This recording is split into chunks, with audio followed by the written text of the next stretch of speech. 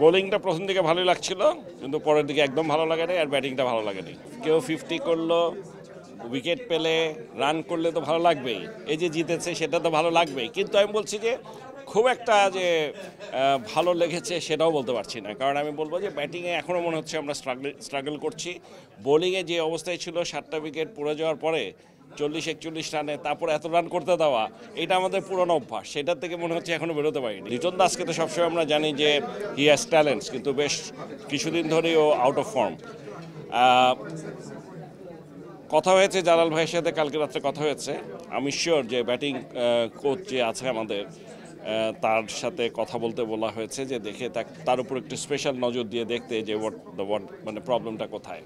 But আশা করা ছাড়া তো কিছু করার নেই। যারা ইনজুর তারা ছাড়া সবই তো আছে এখানটায়। অ্যানাউন্স করেন তার মানে কেউ ইনজুরি প্রবলেম আছে কিনা দেখতে হবে, মানে সেই জন্য হইতে পারে, আমি জানি না। But team has been finalised. সাকিবের খেলার কথা, মুস্তাফিজ খেলবে কিনা আমি শিওর না, কারণ ওকে প্ল্যানটা কি তাও জানি না।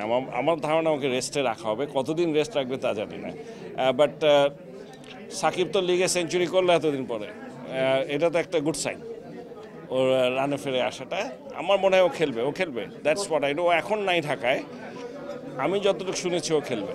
আমাকে ইনফ্যাক্ট আজকেই ফোন করে বললো যে আমি সেঞ্চুরি করলাম, আপনি আমাকে কিছু বললেন না।